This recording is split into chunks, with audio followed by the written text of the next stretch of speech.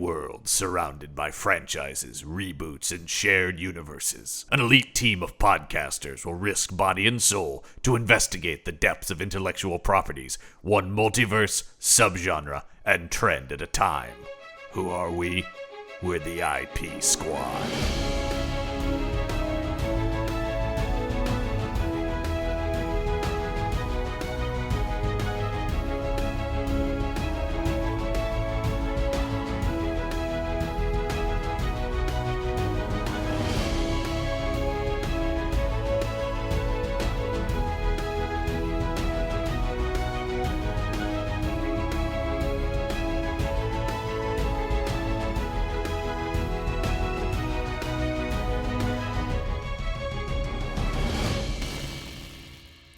Welcome back to the IP Squad and our ongoing investigation into the Alien and Predator franchises, or that one that for a beautiful brief moment they shared. I'm John Campbell. My partner for this investigation, Mike Kirkoni. We'll never forget that sweet summer days when aliens and predators mercilessly slaughtered each other and humans got caught in the middle. Do you remember I think the sweetest moment was before those movies happened and we just had such high hopes for them. Like, we just had those would be great movies if they did it, and then they didn't. We were like, oh, no. The mere concept of them was perhaps a little sweeter than the follow-through. I think that was very much the problem there, right? Was you're just like, it's still, to this day, like, oh, if somebody could crack that, it's still got potential. Anyway, we're wrapping this up. This is our final episode of this miniseries. We've come to modern day, at least as of the recording of this. Yeah, we are talking about a thing that's release date is only one digit away from the year we currently exist in. Isn't that wild? At least if you're listening to this when it came out. Yeah, absolutely. It's 2024's Alien Romulus. Yes, indeed. Going out on a high note? Question mark? I don't know. I've rewatched this movie. I think it's pretty good. High note is interesting. Certainly an upward trend, at least where it comes to the Alien franchise, for sure. Which, as I said last week, without having seen this, it could only. Honestly, I can't imagine. There was no scenario that this thing was going to be as bad as 3 or 4 or even the prequel movies. I just couldn't and I was not surprised that it wasn't. This is easily, and I saw a lot of reviews say this, the third best Alien movie. Having said that, I think it's okay. Yeah. Yeah. I think this movie does a lot of good stuff, but a lot of bad stuff. Interesting. Yeah. Okay. I think there's a number of things here that keep me from loving this movie, even though I really, really love parts of it. But that makes it sail across the other ones. Because I'm not, sitting there head in hands like Alien 3 or even Resurrection where you're like, God, this is dumb. Or like frustrated by the attempt at headiness that we get from Prometheus or Alien Covenant. Yeah, this is not pretend to be a prestige film. This definitely returns it to not B movie, but definitely more like, rockling horror adventure movie that the franchise was supposed to be. I do think this thing at least is right back on tone. It's haunted house in space, right? We return to that form. There's definitely a very the whole movie. I was very conscious of this feeling of we are trying to get back to that. We're trying to not quite to the level of Prey where we're really stripping everything down to its most basic concepts, but a little bit that where it's like, hey, let's remember why people like this franchise to begin with. Yeah, I think the interesting thing for me about Romulus is that it, again, at least this is my perspective, it does the thing that The Predator attempted to do with the Predator franchise in terms of collecting all of the lore stuff that had kind of accreted onto the franchise, an attempt to amalgamate it into something cohesive. I think Romulus is doing that for the Alien franchise, and for the most part, succeeding. Yeah, I'll tell you my biggest criticism of this movie, though, is that it is way too in love with the Alien franchise. And I think there's the moments when this thing falters are when it can't get away from referencing the past. And is the largest part of that the shambling AI corpse of Ian Holm? That's a huge part of it. Yeah.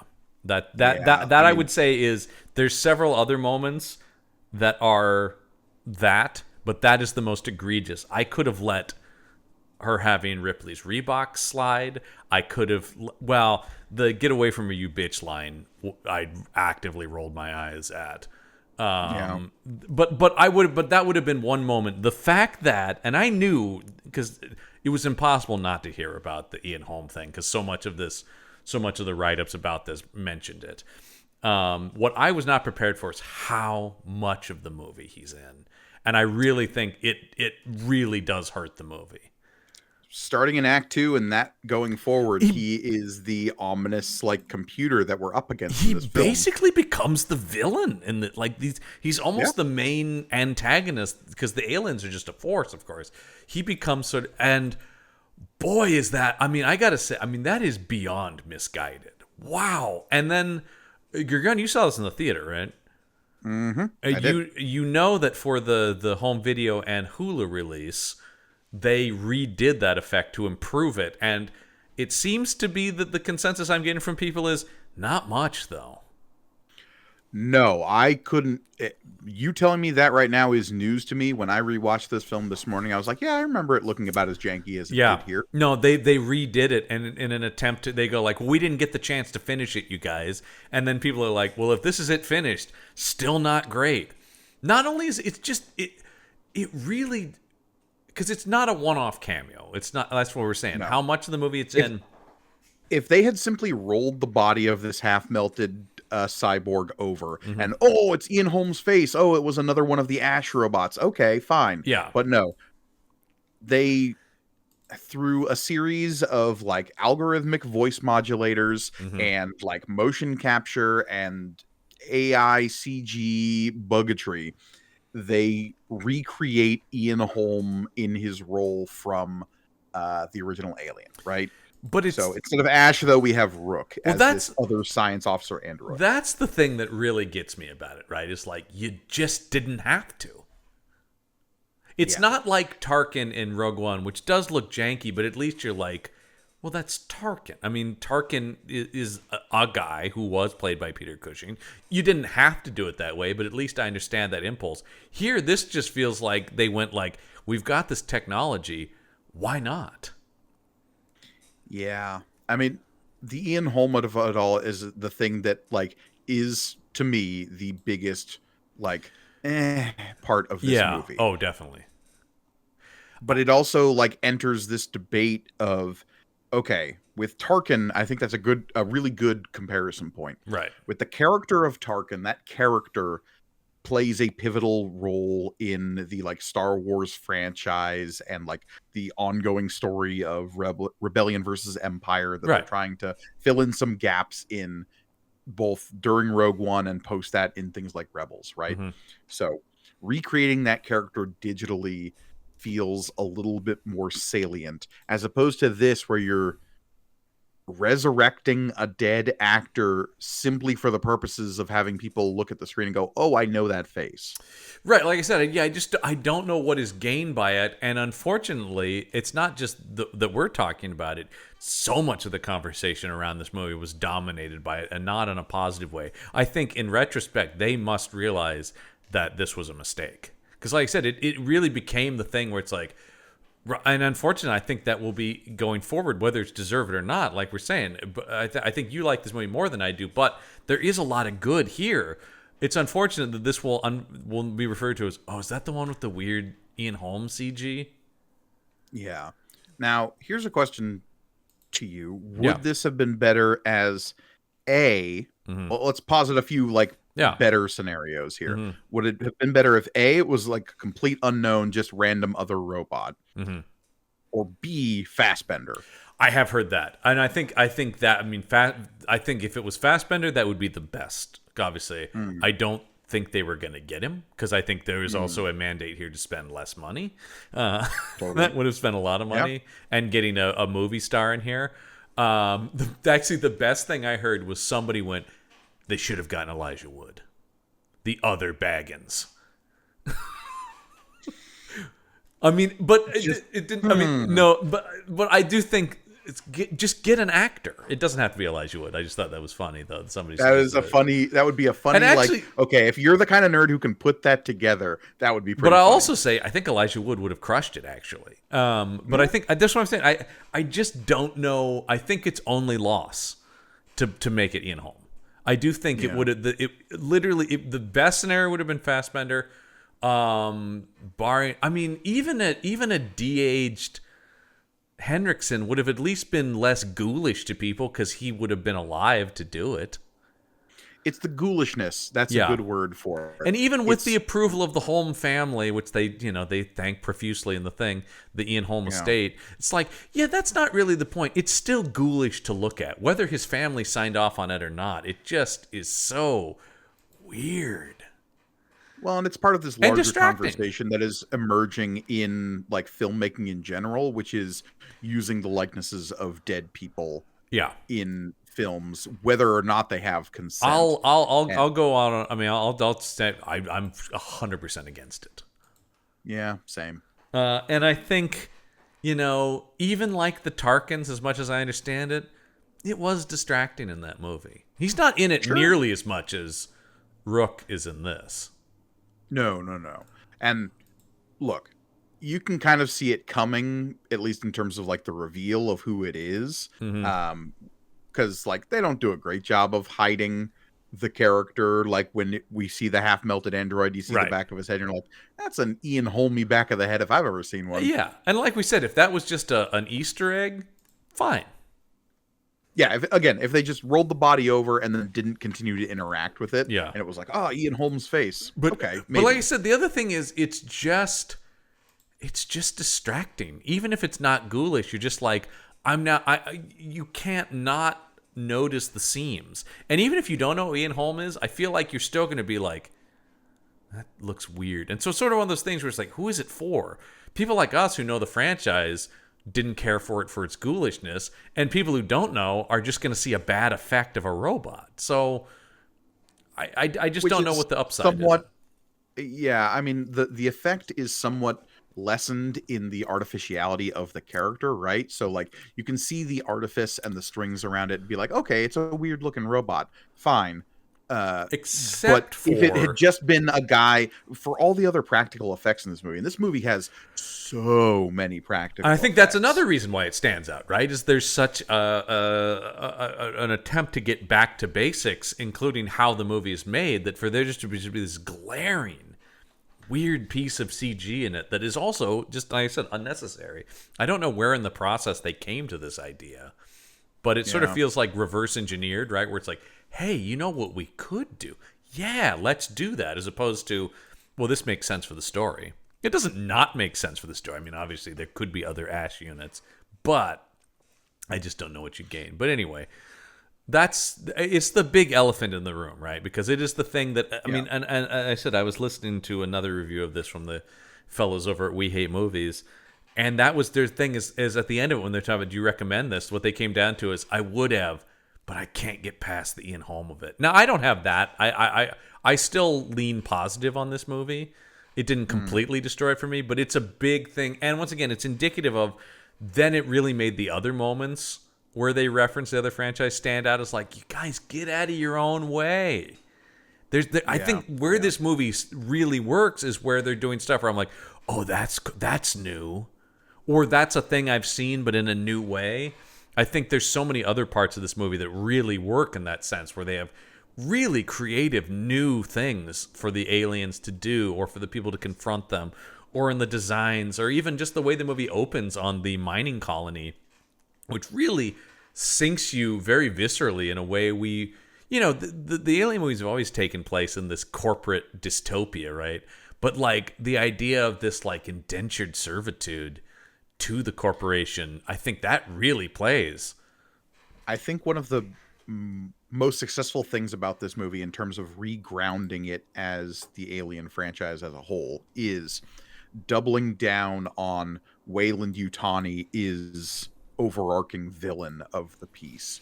That sort of becomes background a little bit, especially in the Prometheus films and Prometheus and Alien Covenant. Where Well, it's like, because okay, Weyland-Yutani is still the bad guy, but the face of that is this android that's sort of gone off the rails. Yeah, I think not necessarily the corporate oligarchy that's particularly crushing people. Covenant lost that thread, right? Once you get into Yeah.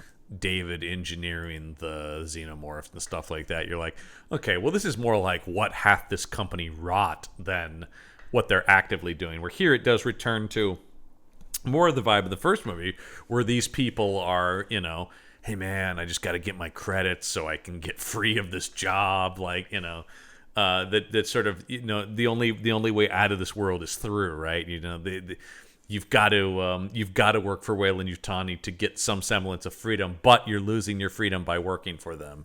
And I do think that's the two main characters of Rain and Andy are really very good. They're well performed. They're well written. I think the rest of the cast is not bad, but they're much more forgettable, and they're kind of dead meat with a capital D. Well, we can just rattle them off real quick because there's really only the 6 characters in this movie. I mean, I do plus think the shambling corpse of Ian Holm. Once again, that is more of a return to the first movie of limited cast, you know. We have Kaylee Spaney as Rain. We Yep. have David Johnson as Andy. Again, the standouts here. Well, they're the two main characters. Whether the movie, even if you haven't watched, you just as soon as the movie starts, you're like, okay, obviously these two, girl and her robot brother, are the main characters. Yeah. We have Archie Renault as Tyler. We have Isabella Merced as Kay, Spike Fern as Bjorn, and Aileen Wu as Navarro. Bjorn might as well be wearing a red Starfleet uniform because that guy was dead the second he came on screen and started acting like a dick. As soon as because you're immediately sympathetic to Andy because he is a robot who doesn't quite work right. Yeah.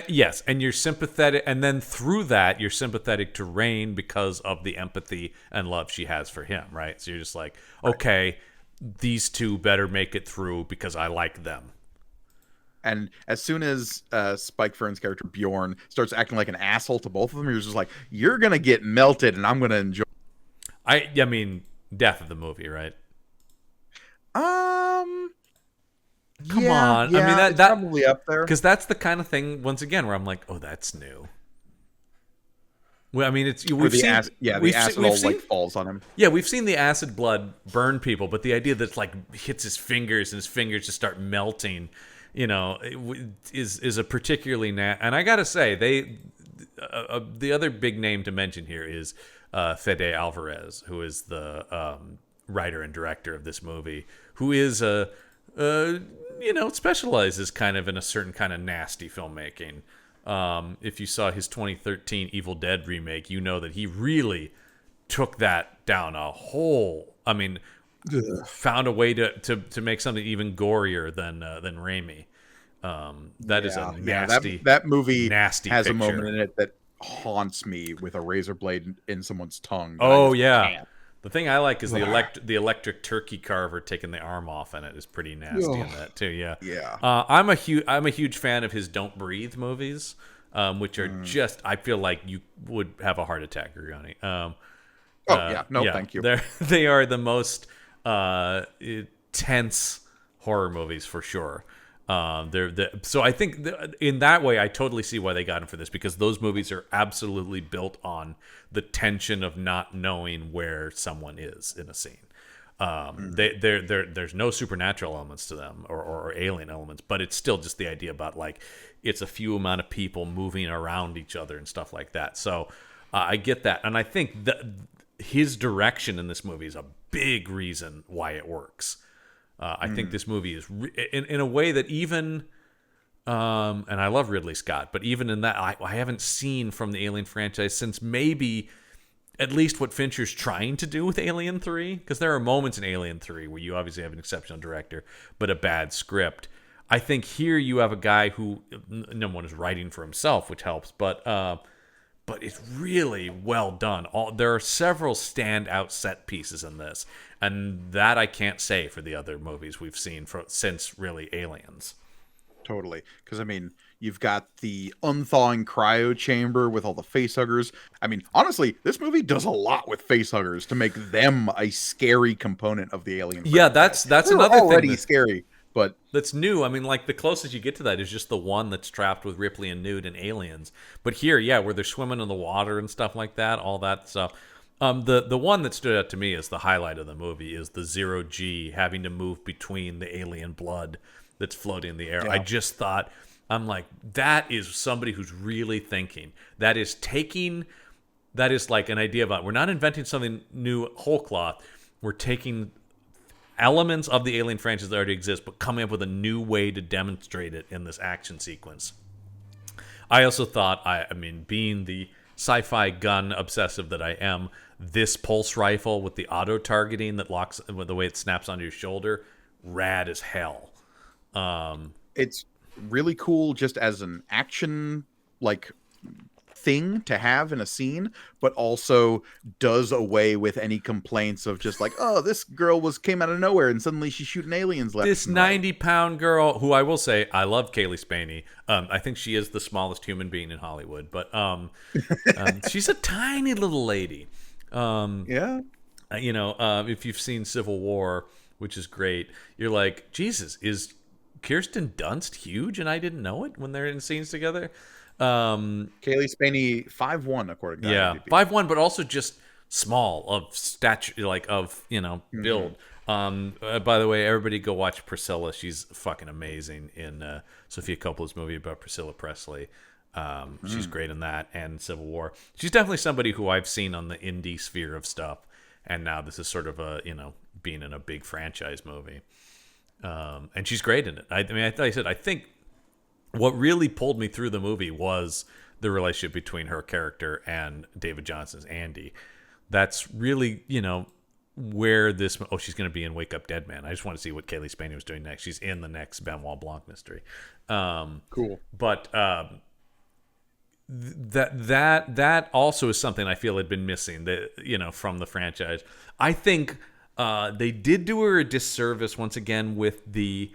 Because I was, from the trailers, I was really turned off by this movie in the trailers. And I'm like, oh, God, it looks like they're just retreading so much. And I think they do. Seeing her, like, molded into a Ripley type this is by where the I was end going. of the movie Yeah. can feel... If you're just exposed to that in the trailers, Yeah. it can feel like, oh, it's just Ripley. But it's the evolution to that point throughout the movie feels But way that's more that's where natural than expecting. that's where I'm like, get the fucking Reeboks off of her then. Like, you don't need to, because all that stuff is like, the script does a really good job of not making her Ripley. That every time they try to visually connect her to Ripley, I'm like, no, stop, don't do that. That's because I think it avoided the pitfall we had with the Noomi Rapace character in Prometheus, and even more so the Catherine Waterston character in Alien Covenant, where they were so Ripley clones. I think that's a big thing this franchise has struggled with, is either we're bending over backwards to get Sigourney back in it, or we're just going to put somebody else in and make them Sigourney Weaver. I think this movie does a good job of that, except for it just can't resist what it thinks is fan service, but is actually kind of upsetting me as a fan. And I'm curious, obviously we only have our two opinions in this conversation right now. It was less of an issue for me because I feel like they do such a good job of narratively distancing this character. Not distancing, but separating. Rain is her own character, and that's important, right? Oh, definitely. As opposed to just slotting a strong female character into a visually Ripley-shaped hole. Yeah. This character is sort of coming through this movie and emerging Ripley-shaped in a way that is unavoidable when you're fighting xenomorphs. Yeah, I do think that this movie's got third act problems too. I mean, not like massively so, but it does default to... I was a little disappointed by the time we're to her running around from an alien, and I'm like, okay, we're doing the end of Alien again. Yeah. It just feels like... none of it's bad, and it's all very well shot. I think Alvarez, once again, is a really talented filmmaker. But it just felt like, man, we just couldn't avoid... I mean, we talked about this with Covenant as well, right? It's like, how do you end these movies except for, oh shit, there's something on the ship? And I really don't like that that he's so committed to the Ridley Scott black goo bullshit. I mean, I think they try.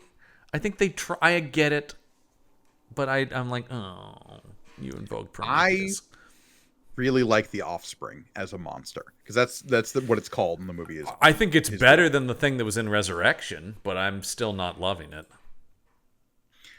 And the weird, like, Ouroboros of the black goo is honestly kind of what's selling me on it remaining in the franchise as a, like, okay, this is the first movie that really clearly states why Wayland Yutani would want to get its hands on this stuff. Like, it's giving them a practical reason of, oh, we're trying to make a workforce that can survive in space. That's a pretty good evil business reason for this. Because before it was always sort of just like, well, weapons development. But, like, who's Wayland Yutani fighting? We were never given a reason for why that would be the case. This feels like more like a concrete, evil corporate reason for wanting to wield the xenomorph and the black goo. Sure. No, and I think that's all fine. It's just, once again, I mean, some of that is just I just don't like this. I don't like that ties us back to David. I don't like that. That's fine. I'm of the opinion that should be wiped off the table. But Ridley Scott will not, by any means, release his hands from this franchise. And has, I don't know if you've read recent quotes from him, is like, I never should have let it go ever. Well, like, that was my mistake. He goes, look at the other guys who didn't do that. Look at George Miller. Look at, I should have done that with Alien. And you're just like, yeah, I don't know that you're the best. I don't know that you have this franchise. No offense, but George Miller, you ain't.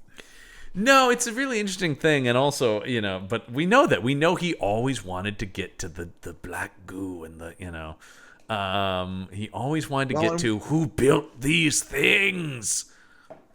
But I do appreciate that this movie sort of, like I said, brings it into this circular fashion of just like, but the black goo also comes from these things, so there's no way the engineer. No, I mean, I think it's doing its best it can with, obviously, Ridley Scott is over my shoulder making sure, it certainly doesn't suffer from nearly the amount of story problems. I don't think in this movie I have as much of an issue with it as just it ties us, unfortunately, back to canon I don't like. Whereas I think it does a good job of, like, kind of having its cake and eating it too with that canon, insofar as, like, well, if it's going to exist, we can justify it in ways that make sense and don't, like, staunch forward momentum in the franchise. Yeah, I mean, I think it mostly, like I said, at least for the mechanism of this movie, it mostly works, like, just in terms of the storyline of it. It also, one of the interesting things is, and I said when we did the Alien 3 episode, I mentioned that I read the comic book adaptation of William Gibson's script for Alien 3, and this is kind of a more stripped down version of it, but that did have Hicks on a science vessel that was experimenting with xenomorph DNA, Wayland Yutani, to build their own xenomorph. So there's some, actually, and I thought that was kind of interesting that some of this is there. I did see a couple of people go like, this is just Resurrection again. Well, that's just not true. I mean, only in, like, very, very broad strokes, and not really. They both take place on a space station, I guess. The idea of, like, ruffians, or, like, criminals on a space station where they're doing science experiments. But I'm like, boy, that's really broad, Because I do. That's the other thing I do like about this is that it at least starts as a heist movie, which of course I love. I love the idea about, like, hey man, we got a chance here. Because I mean, like I said, the beginning of the movie just starts on this really bleak mining colony where clearly it's not. I did kind of laugh that they were still literally taking canaries into coal mines.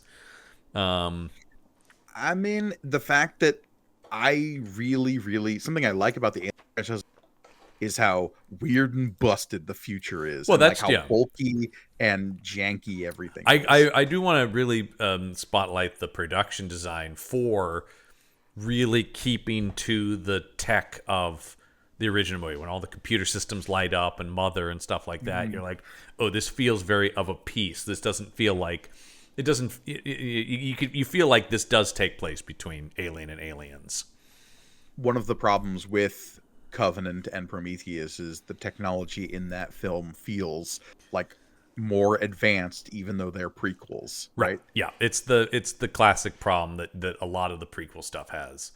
Right, in any of the sci-fi prequel stuff, you're like, well, I don't understand. Why does the Strange New Worlds Enterprise seem way cooler than the Kirk Enterprise if it's set 10 years before, or the Scott Bakula Enterprise series? It's like some of that you do have to just go like, well, it is what it is. Because we couldn't afford the Klingon makeup, all right? There's stuff like that, or just things like, well, yeah, they didn't know that technology would work like that. Some of it, like I said, you've just got to let go. Having said that, I think this movie does a good job, similar to what I liked in Rogue One and now Andor as well, of feeling like 70s Star Wars. Yeah, everything feels got mustaches. All the technology is bulky, and yeah, I don't know. I think all of that stuff is good here. Like I said, I think the Romulus and Remus space station looks really great. Yeah, and fits in with the other movies. Totally. And I really like, the whole opening sequence here where we have the recovery of the original which I also love, because it really, once again, really, and I sort of, that's why I like where Prometheus and Covenant are set within at least Prometheus is within the Weyland-Yutani Corporation. I do like them being othered, or like we're talking about, above. They run the show. So this idea that just like they are so fucking obsessed that they sent a crew out to recover that alien that got shot out of the ship, Mm-hmm. And they were just trying to recover something. They didn't know they were going to find a whole ass xenomorph there. Yeah, they're just like, hey man, whatever's out there is so important that we have to go get it. We have to go out there and hope to maybe find something. Really does speak to their obsession with whatever this is. And honestly, that's sort of my expectation for Alien Earth, right? Is this whole idea that Weyland-Yutani knows these things exist, and they are obsessed with. Well, I don't know if you saw, actually, in between, I think, our last episodes, they released a log line for the show that basically says that like something has come to Earth that will intrigue them. So I think the idea being that at some point there was a xenomorph on Earth, and that was like, whoa, what is that thing? Seems tantalizing. Yeah, and so that's going to sort of, but that thing is very consciously erasing everything that's in Prometheus and Covenant. That's based on comments we've heard. We know that they're not necessarily acknowledging. Yeah, I guess they're not erasing it. Yeah, I don't know. Basically, I think what Noah Hawley has said is, I don't need that. Sure, but again, whether or not that is, we're not going to necessarily acknowledge. He may be doing a thing where I'm not going to call that out expressly, but I'm not going to undo it either. Yeah, who's to say? We don't. Yeah, I don't know. It is very interesting. We won't know until the show comes out. Right. Yeah, we'll because if we get in there and suddenly whatever Weyland was in Prometheus is a character in that show and never went off to go die on a distant planet, then they'll have erased it. But and I think it's set. What is it? It's set even before Prometheus, I think, because it's set. No, it's set 2 years before the original Alien. Okay, so it's set after. Technically, it's set in 2136, I think, and after Covenant, but before Alien. Right. Okay. Whereas this movie takes place, I believe, after Alien, but before Aliens. Yeah, isn't this like 10 or so years after? It's during the time when Ripley's in hypersleep. Yeah, they don't put a firm date on it, so it's tough to say. But yeah, it's set in between. I've seen the Alien timeline. The official Alien timeline. That has the they're like, here you go, nerds. Yeah, that's the thing, right? Like, does it super matter? Well, because like Alien 3 and 4, but like Alien 3 and Resurrection count because they're in the future, but AVP movies have been erased. As far as we can tell, yes. Yeah, or at least they don't want to acknowledge those because they didn't make money. But the Predator acknowledges AVP. Yeah, but the Predator is how the Predator counts to the Predator franchise is interesting, and then even more so, does it mean anything to the Alien franchise? Effectively, no, because it takes place so like hundreds of But years before that as one. we've seen with a lot of stuff, including this movie, maybe some filmmaker comes along and tries to find a way to fit that all in. I don't know. I mean, it's what, although that's much cleaner because it's one franchise, but it's what McQuarrie has been doing over at Mission Impossible, where he's like, oh no, I'm going to find a way to make things that happen in the first movie actually play. You know, canon is ever. I mean, it's the James Gunn comments about the DC Comics canon as well. Canon is whatever we reference, and I think that's a good way to look at it. So this movie references Prometheus, Covenant, and Alien, and weirdly Aliens, and that's where some of the stuff irks me when it's just like it's just like you're not referencing, but you're like the get away from me, you bitch, and stuff like that, where it's like, which makes no sense either. I don't even know why you would say that. If he could just said "get away from her," Yeah, fine. yeah. It's the "you bitch" that makes it a reference. That makes it like, well, hold on. Why is That movie takes place after this one, but you're referencing a thing just so fans go. Well, the oh, thing I that got me remember about from that is Alien. why is he gendering the alien? Because the reason she says "you bitch" is because it's the quote unquote queen alien, right? Yeah. Here he's just saying "you bitch" for no reason. Yeah, if he had just said "get away from her," yeah, that would have at least been something. Yeah, there's just a couple moments where I was like, guys, you've got a good movie going here.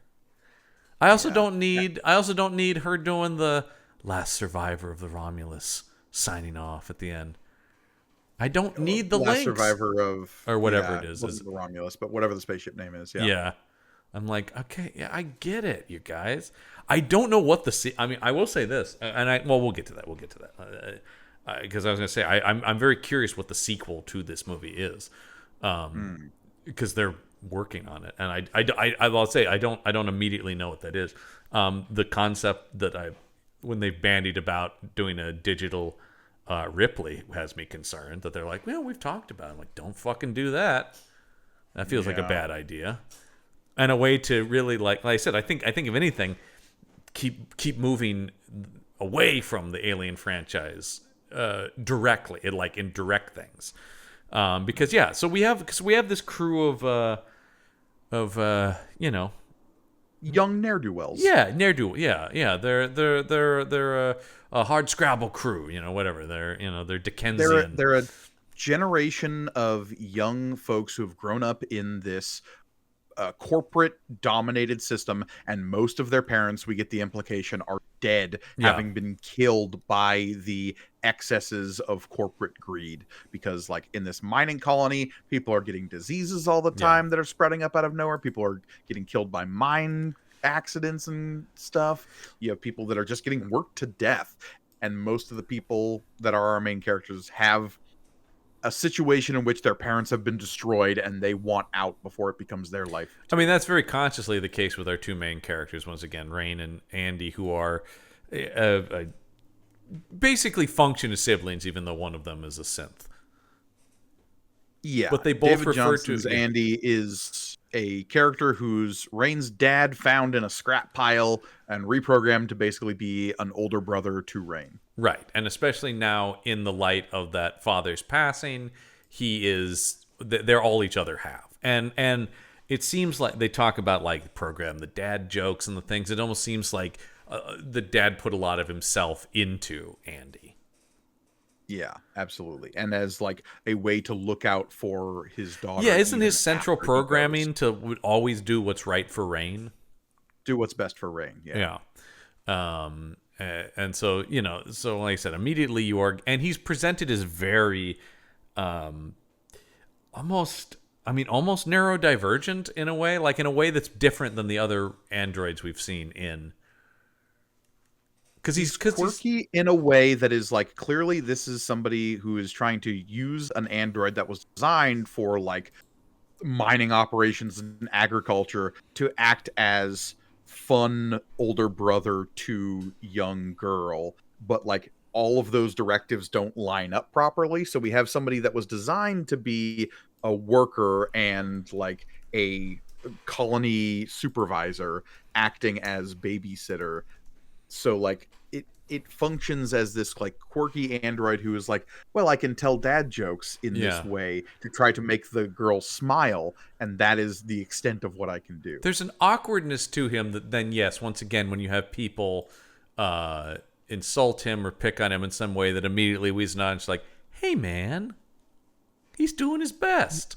It's like He's doing his best. it's the big mistake of when they introduced Dr. Pulaski on Star Trek, and I know people are like, "Oh fuck, he's gonna bring up Star Trek." But it was the thing where they wanted to create a Bone Spock relationship with Dr. Pulaski and Data, but Data's so innocent and so childlike that you're like, "Hey, lady, get off that robot's back! What is wrong with you?"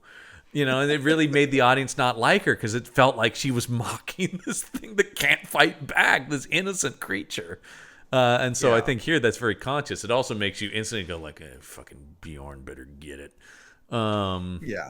But it also endears you to Tyler because he's sticking up for him, and like Tyler is definitely meant to be he's a handsome young man. he's our Freddy, to use a Campbell and Jones. Yes, he certainly is. He's a doomed Freddy because it's an alien movie. But yes, he is meant to be like, oh, this guy's got leading man qualities, but he's obviously not the lead. I mean, kind of somewhat similar to like I guess you're watching the movie going, are you going to be a Dallas or a Hicks? And that's going to depend on how this works out for you, because each, the original two movies both have their leading man characters, right? But what's interesting about Hicks is that he was sort of like weeded out of the pack as the movie went on, whereas Dallas starts as like, you're a captain that's over you. No, yeah, Hicks is the guy that it falls to, the guy who is he's the guy who rises to the occasion, and this guy is whereas more. Tyler is right from the get-go being like, hey, I've got this plan. Yeah. We're gonna get us all out of here. We're all gonna be okay. And then over the course of the movie, he's just like, hey, we just got to make it through this. We're going to be okay. I'll get us all out of here. And then he's kind of pretty unceremoniously, honestly, gutted. Yeah. I mean, that really does speak to, like, don't forget, you're watching a horror movie, right? Like, the people are going to just get it. Boy, and just the whole burden or, questioning of, there's a pregnant girl with them? Well, and the idea of, I don't know how many people actually knew she was pregnant. It seems like a limited number of characters actually know that she was carrying a child. Yeah, because that does come out later, and it's like, uh-oh.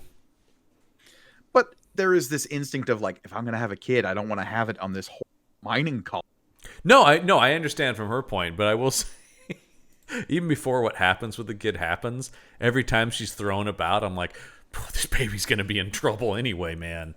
This woman is being tossed around. In neither Alien nor Predator nor in Alien vs. Predator is it a good time to be a pregnant. No. It's a really bad time in this one because of what happens to her. Jesus Christ. One of the most upsetting scenes in this movie, of course, involves her. More upsetting than the Pred-Alien stuff in AVP Requiem? Differently so, because of how Alvarez shoots it. That's fair, yeah. I think it's shot in a much more viscerally disturbing manner in this. Yeah, I can agree with that. And I say that as a positive. I think he really, whereas that movie is like, check it out, man. Yeah, we went there. This movie is like, this is horror, and we know it's horror, and we're doing it for a real deal horror effect. Because I think Isabelle Marced sells those scenes. She's really good in this, and I gotta say, I'm glad she did. She really lucked out that this came out a little bit after she was in Madam Web, of which I don't really blame anyone in that cast. I think all of those people are good actors. It's just that movie is garbage. But it's this definitely. She had this and something that wouldn't appeal to us, but I think was somewhat popular. Turtles All the Way Down, which was a John Green young adult romance novel adaptation that I think she got good press for. And she's going to be Hawk Girl. Oh, right. And she's playing Dina on The Last of Us in the next season. So she's a huge up-and-comer. Isabelle Marced's going to be okay. Yeah. She'll be just fine. She was I go all the way back to Transformers: The Last Night is where I first saw her, but that's, I know not everybody was with the franchise up to that point. Nope. Once they were tying things into the Arthurian legend stuff. Yeah, look, as much as a movie where Stanley Tucci plays Merlin, is that right? Yeah, he sure does. I appreciate it for that and that alone. She was the little girl who found a transformer along with Mark Wahlberg. Oh God, look, it's a transformer girl. Good for him. Yeah. Anyway, no, I think she's very good in this. I think in general the acting. I mean, actually, to be fair, these movies really haven't suffered for good casts. Yeah. All of the Alien movies. I do think that the narrow focusing of the ensemble in this, for the most part, except for like, Navarro's fucking dead meat. Also, she died in the. Also, to be fair, her death was like the cornerstone of the trailer, which probably didn't help. When I was just with a face hugger is the poster. Yeah. And the shot that stood out from the trailer that I do think is another one of the cool things in this movie is the glowing thing that you can see through her chest and see the alien and stuff. Pretty cool. It's like a handheld X-ray machine. Yeah, very cool. Like I said, even the trailer really didn't appeal to me, but I was like, that's a pretty rad shot. But David Johnson is the standout here, right? Like his performance. The fact that his performance like turns on a dime. He's when got we get the new directives put into him. He's got your Fassbender role in this. Yeah. I mean, I think he and Spaney are clearly not only the leads, but the given the best stuff to do, because her then having to the way they play their performances play off of each other is so good. But he gets the meaty stuff, and yes, the second he gets because when they get on the ship, they end up putting which you're just like, I mean, this is classic. I will say, the thing that really saves this movie compared to those Scott prequels is that these are just people from a mining planet. So when they make stupid decisions, you're not like, aren't you like a PhD candidate who's, yeah. But when they put this is the equivalent of, we found a book in a creepy cabin. Let's read the words out loud. I mean, yeah, Alvarez knows his way around this material. But in this one, it's, we found the desiccated corpse of a robot. Let's put its brain in our robot and see what happens. Yeah, I'm just watching the movie going like, well, that's a bad idea. That's not going to go well at all. But yes, the way Johnson plays the fighting between his two programs, basically, is amazing work. And most of the reviews, even the negative ones, spotlighted him specifically as the real standout here. He's on a show called Industry that I'm sure you probably haven't seen, Gorgoni. Nope. Which is what it's the reductive way to refer to it is British Succession. But it's about young not Wall Street, young stock traders in London. Good show. But I know him from that. It's one of those shows where I'm like, what do I care about finance? Hey, this is riveting somehow, if you write something interesting. But he's a British actor, and he's great in this. And I think is getting a lot of attention off of this, as he deserves it. He's playing Sammy Davis Jr. in something. I want to see that. What is it? What is this? He's playing Sammy Davis Jr. in Scandalous, the story of the Hollywood romance of Sammy Davis Jr. and Kim Novak, which you're like, why would that be scandalous? Well, he was a black guy and she was a white woman in 1950s Hollywood. And she's being played by Sydney Sweeney. Speaking of Madam Web alums. Yeah. I'll watch that because it's an old Hollywood movie. Yeah. I have to watch that. Anyway. You're legally committed to. Yeah, literally, I'm reading a book right now about massive box office flops of the silent era. So, Oh, John, never change. I never will. Still single, ladies. I can tell you all about the fiasco of D.W. Griffith's movies. I think that is so the corner of this that I think even if some of the other characters are a little bit flatter written, like Bjorn is just such a piece of shit. We talked about this with Aliens. It's like, I think that's okay, right? Like, it's sort of like, you get enough of him. And I think they do a good job, though, of giving Isabel Merced enough stuff to do, and Tyler Archie Renault, I think. But anyway, it's an alien movie. It's a horror movie. You already Yeah. know in any of those films, if you have a cast of characters going in, that not everyone's walking out of this. No, you're going, at least half of these people are donezo. You know, you And figure... especially when one of them is on the poster with a face hugger on their head. Well, she was done the second, and beyond, like, those two, done. She's done because of the marketing. He's done because he's a piece of shit. The big question is, the two question marks for me were Tyler and Kay, because I figured Rain for sure was getting out of this. You gotta have a last girl. Right. Whether or not Andy was going to survive was up for debate, I feel like, but probably, Yeah. but you're like, oh, but is this going to end up being like, I do like the way that they do this, because the whole setup is obviously, logically, he's going to sacrifice himself, right? If it's the whole idea about he's programmed to do whatever's right for Rain. But the turn of the new program is whatever's right for the two of them as a unit. As soon as we learn that the planet they plan on heading to is like a non-Weyland-Yutani colony somewhere, and so Andy wouldn't be allowed to be there no matter what, right, is going to give us this idea of like, well, Andy's going to sacrifice himself. Even if it's not literally sacrificing himself, he's doing what's best for Rain, so he will stay behind and stop mattering and cease to function, effectively die, even if it is just like die in the he stops having a purpose in existence. Mm-hmm. If Rain and Tyler and all of them, if their plan goes off without a hitch, he's still sacrificing himself so that Rain can lead a better life. I think the interesting thing about the Andy character in this movie that is because obviously we've seen a number of, and usually the synths are a strong part of these movies, right? Whether that be Ash Every time. or Bishop or David / I don't remember what the other one's name was. Or Winona Ryder. Or Winona Ryder, who actually, as we talked about, if you just made a movie about her, it would have been a much more interesting science fiction movie.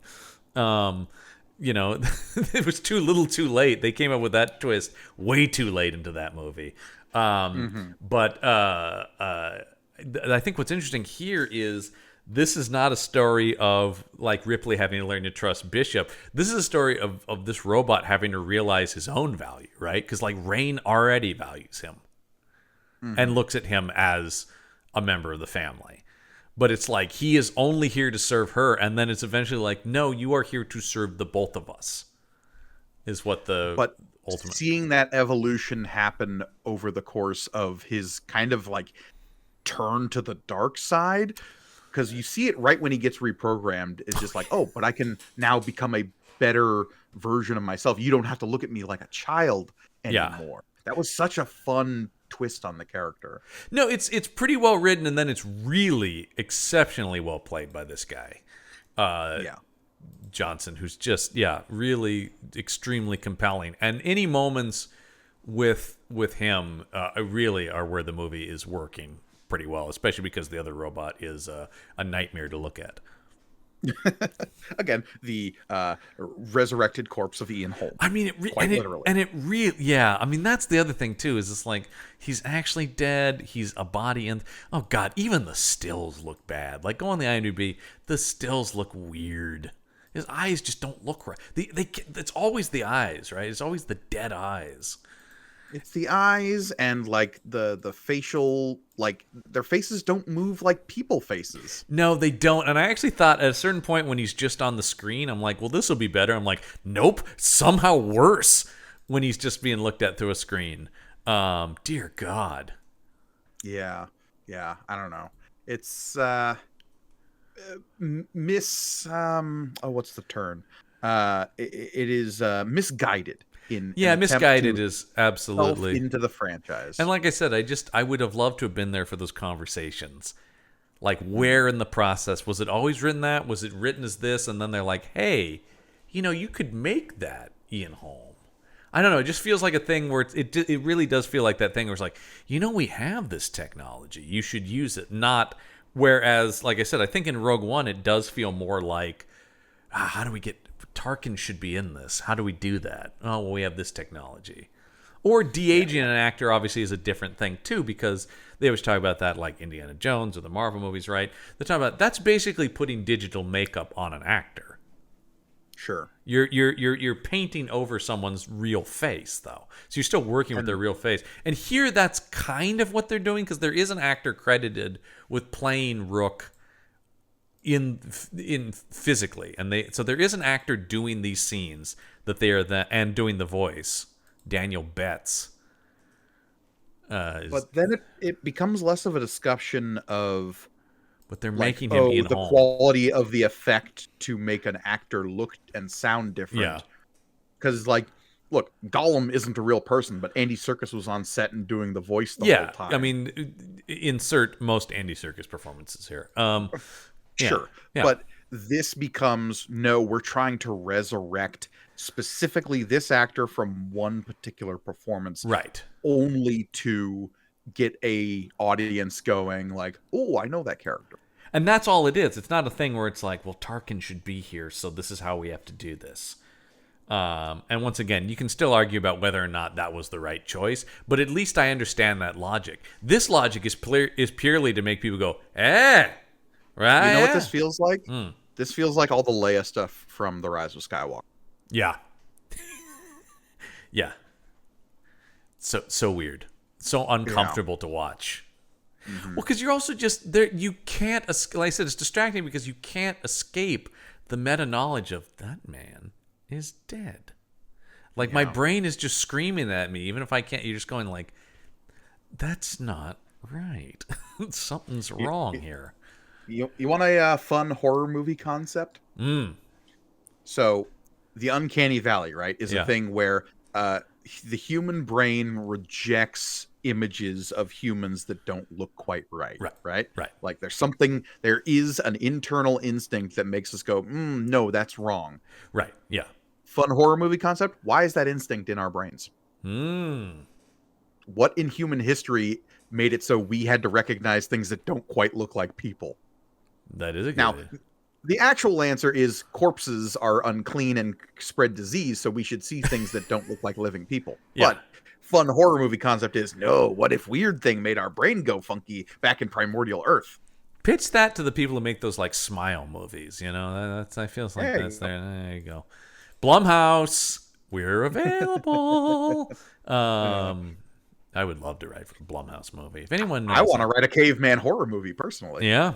Hey, man, I think if you can make it for under a certain amount of money, Blumhouse is more than happy to make it.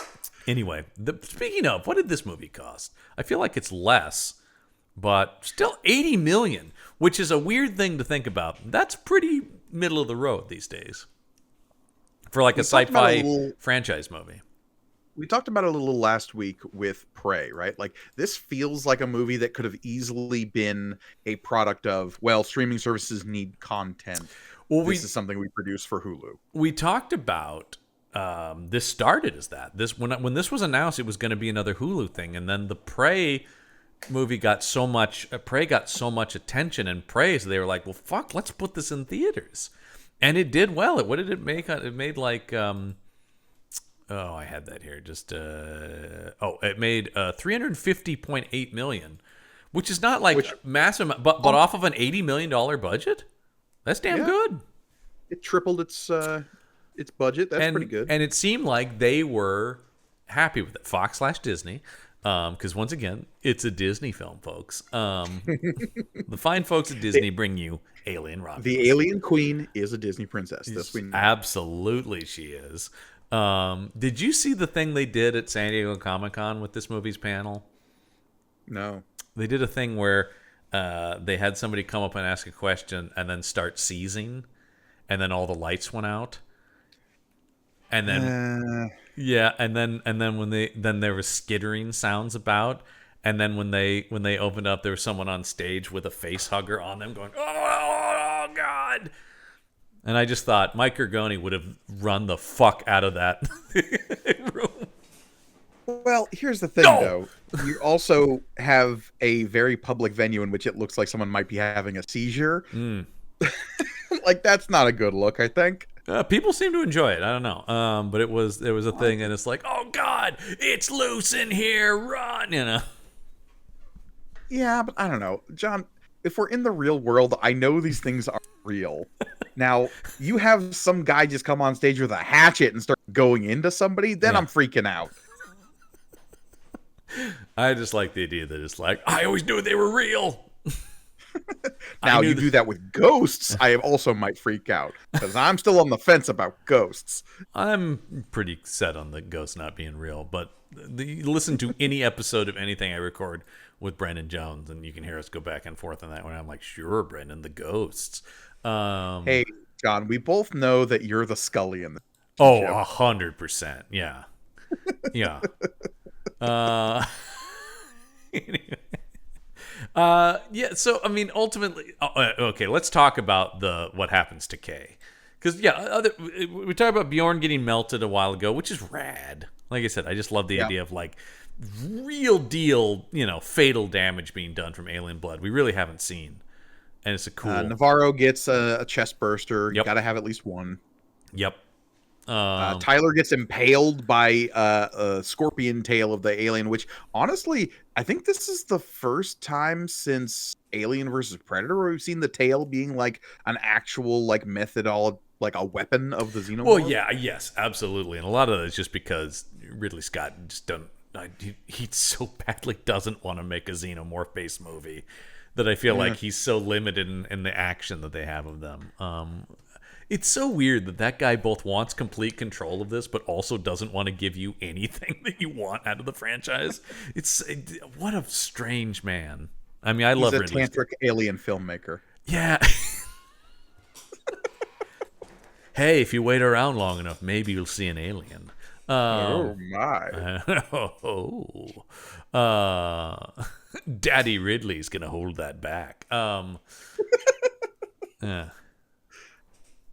All right. Ridley Scott has a weird Dom relationship with his audience. Honestly, a lot of filmers.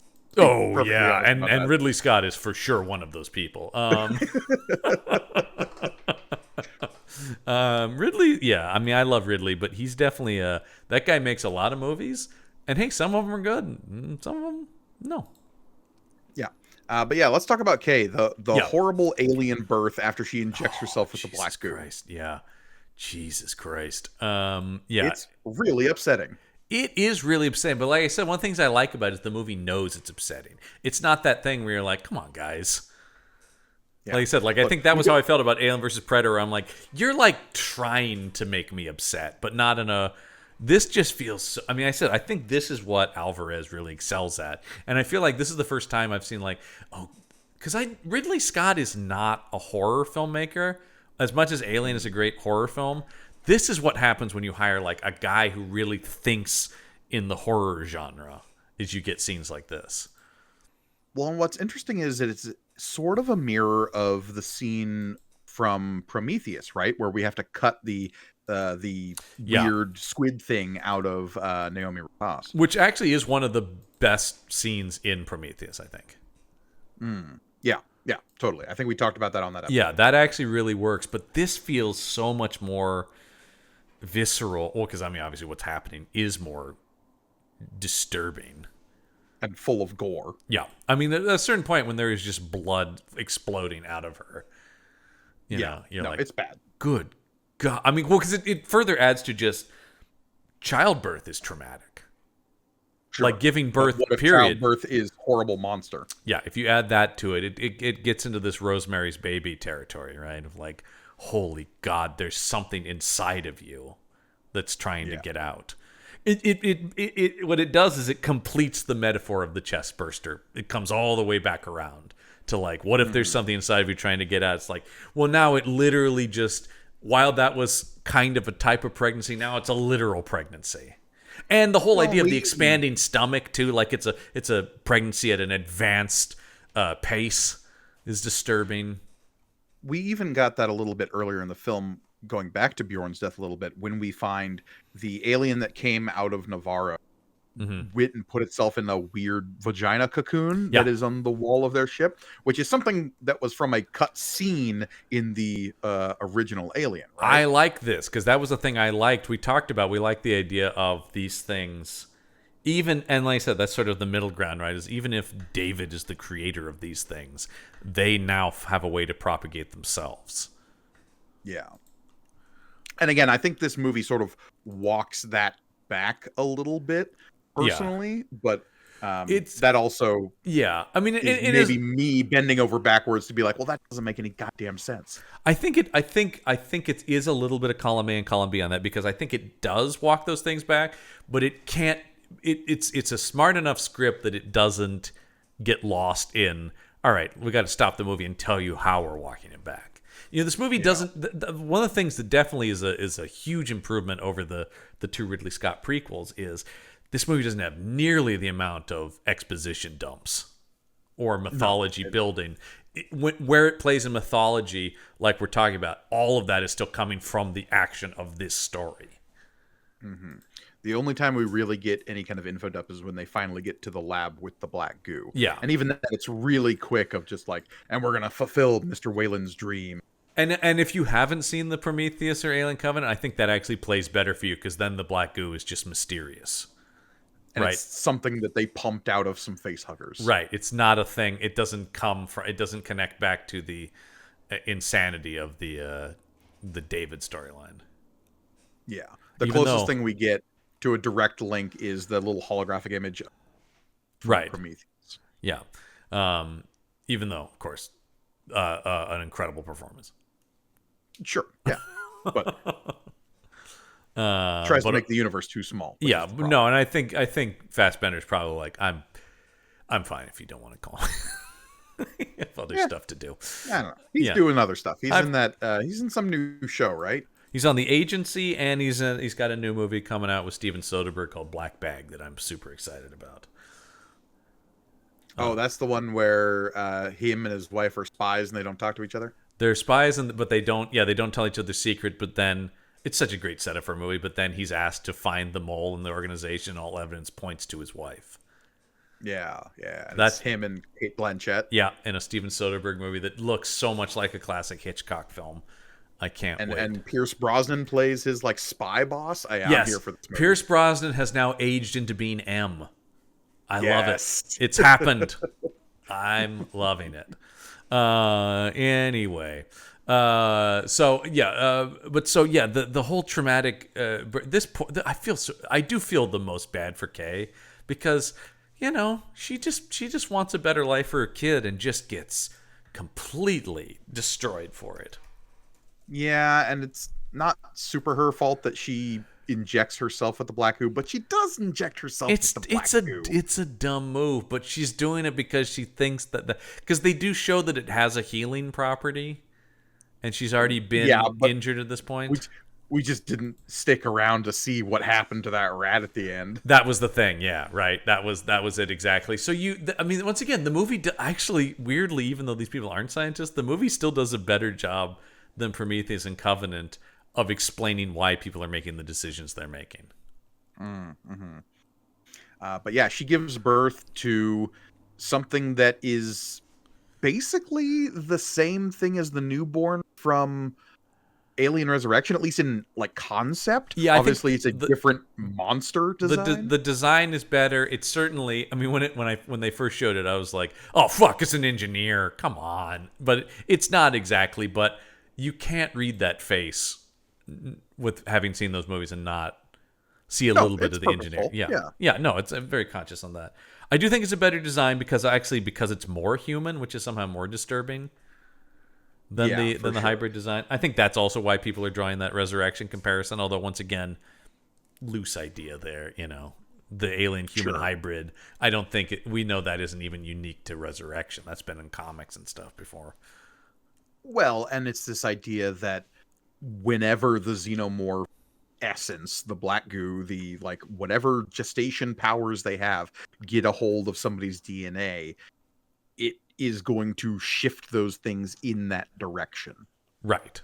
Like in Alien 3, we had the alien be a little bit dog-like. In like even in this movie, there's the xenomorph that confronts Rain when she's in the elevator shaft. Mm-hmm. That like gets a weird knock out of its face and has like weird sparky things inside of its head. Did you catch that? It's brief. Yeah. I didn't know. That read to me as like that's a xenomorph that came out of a synth. Oh, yeah, that would make sense. I mean, as Possible. much sense as anything makes. Yeah. I mean, yes, I should say by the logic of Alien, that makes sense. Um, Yeah. by the way, that elevator shaft scene when Andy sends the elevator down and smushes all the aliens, rad. Yeah, and even the scene where he like leaps down, grabs the pulse rifle, and lands on the other alien and shoots it. It's rad. What takes you out of the scene is when he then makes the "get away from her, you bitch" line. Yeah, but I do think this has the best action we've seen in the franchise. Once again, probably since Aliens. Because this movie does, and I think a lot of people brought this up, and I would say this is a positive. Some people brought it up as a negative. I would definitely use it as a positive. This movie does a pretty good job of merging the two tones of the first two movies. The first starts half is haunted house. The second half is run and gun. right, and I think that's kind of because it sort of feels like the Alien franchise has been living in this weird binary, because like the Alien 3 was so much a return to the haunted house movie, and then Alien Resurrection tried to turn it back into an action movie. Prometheus and Covenant is their own bullshit. That's Ridley Scott. But like this movie is just like, no, it can be both. And I think that's fine. It's like it's part horror movie, and then yeah, it turns into, it never gets to the full adrenalized war movie of Aliens, but it gets in moments, and it starts building more on set pieces and things like that, and moments of action. And I have I have seen some people go like, no, the alien can be killed so easily. I'm like, the alien can always be killed so easily. It's just usually it's fighting people who don't have. It's once they get a gun, you can shoot and kill an alien. The downside then, of course, there's you have the acid blood, which I said leads to that great moment in Zero Gravity. Yeah. There is a downside to shooting this thing. The xenomorph to me has never been like Jason. No, Not like something that cannot be stopped. The Predator should feel more like that, honestly. yes, because that is the thing where you can shoot its arm off and it still keeps coming at you. The alien is just, it's got all these, it's evolved to have all these ways to survive. But if you shoot it in the head, it will die. But it might kill you with its acid blood. What do you think about the freeze thrower? I don't know what else to call it. Well, I just sort of like the inverse nature of it, right? That normally we shoot fire at it, here we shoot ice at it. I like that. I thought it was fun. Yeah, I thought that was a fun turn. Here's the opposite, yeah. Like I said, all that stuff. Conflict with the offspring in that weird like sand gravel pit they have in the bottom of the ship. I really like the like final moments of like all the grit kind of like eroding the offspring away as it's trying to get through her helmet. I think like, that was really good. I think that beat is fine. I think all the lead up to it turns into, though, I just wish it didn't take, this thing's got to chase me through halls. Yeah. I mean, it's not bad. I just was like, the movie had been so creative in so many of the other action set pieces, and then ultimately is. I do like the way it goes out, but it did sort of feel like, oh, we're doing this again. Okay. Once again, it's all well done, but it just feels like I just want something new. Yeah. I mean, perfect example is earlier in the film when they have to go through that corridor full of face huggers. And that's when we get they really sense you via your body heat. So if we crank up the heat in this hallway, we can kind of walk through here without these things knowing we're there, so long as we're quiet. Yeah. And like, that was a super tense, well put together scene. And new, we haven't really seen that before. We're figuring out something new. That's the thing I think about, like, the first movie, it really is mano a mano to, Ripley's having the odds stacked against her, right? She doesn't have much but the flamethrower and stuff like that. Second movie, I'm in a fucking mech suit battling this thing, right? Like, it just feels like just like keep thinking about ways that you can confront it in a different way. I think that's the thing. Like I said, that would be my advice on the sequel. I don't know where they want to go with it, but I'm like, don't be afraid to be like, we haven't done this before, and don't feel the need. Or once again, don't feel the need. I guess reverse would be my advice. Don't feel the need to go, we got to remind people, or we got to reference that thing, because I do think those are the moments where it's a weird thing where it's kind of not fan service. Because as a fan, I'm going, oh, you guys. You've played Alien Isolation, of right? course. So what's fun about, you talked about like how you do like feel newness in that. That game is all about being hunted by like a particular xenomorph, right? And so the whole game you're having this like hair-raising cat and mouse game where it's like this thing is always right around the corner, it's always hunting you, you're trying to be quiet and stealthy. At a certain point in that game, you get a flamethrower. Yeah. And the power dynamic changes 180 degrees. And it's this feeling of, now I'm hunting it. Oh, bitch, you're mine now. Yeah. But these movies need to keep having that pin turn and being able to like see this new way of like shifting the power dynamic, right? The power dynamic is so important when it comes to Alien and like dealing with the xenomorphs, because you talk about people's complaints when it comes to like, oh, you can just shoot them and they die. It's like, yes, but those are the moments where we feel like connected and impactful and empowered with our heroes. Like even Ripley can like kick it out the airlock at the end of the movie once she's got a beat on this thing. Like, yeah, well, you have to give our heroes these moments of. That's like, where I'm victory. thinking the structure in this movie really works, because they are running away. They have the freeze thing, but that only really works to some extent. You know, you can kill one face hugger with it, but then there's a bunch crawling around. But then you get the pulse rifle, which then you just start ba-da-da-da-da, ba-da-da-da-da. Well, two things. Now you've got blood in the air, and two, you've got a limited amount of ammo. And so it's like, okay, so now the gun's out. And so now we've reversed it again. And that's the thing. It's like, I think it really, it's the same thing in the first, or in, not in the first, but in Aliens, right? At a certain point, you know, the aliens' advantage is there's a lot of them and they only have so many bullets. It's in the director's cut only, the thing with the mounted machine guns in Aliens, where they have them set up in the hull to automatically shoot at things, and they're just watching the bullet counts go down on them. Yeah. Like, that stuff is great. I think that's the thing, is like, even if you can shoot this thing, okay, it's still got there's still a limitation to you. Well, and the cost of killing these things is, of course, like they're basically bombs that they'll burn through whatever. And whenever this is taking place on a spaceship, you know, space, the ultimate thing that will kill you. Yeah. I mean, there's always that thing, right? I mean, it's the classic, in space, no one can hear you scream, right? You're in a vacuum. You know, that whole thing, which I got to say, you know, maybe don't use that tagline again, Alien Romulus. Yeah. But speaking of silence, I think this movie does a great job sound design wise. Yep, definitely. The use of silence in space sequences, the fact that this movie opens, and I will say, one advantage to having seen this in theaters, having a dead quiet theater that's actually like respecting the hell out of the movie. And, that's like, key. It is key. If anyone had actually spoken up during the opening sequence of this movie, I would have lost goddamn mind in a theater. Yeah. And you know I'm not afraid of telling people to shut the fuck up in a movie theater. No. Yeah. No, but that definitely creates a tension, right?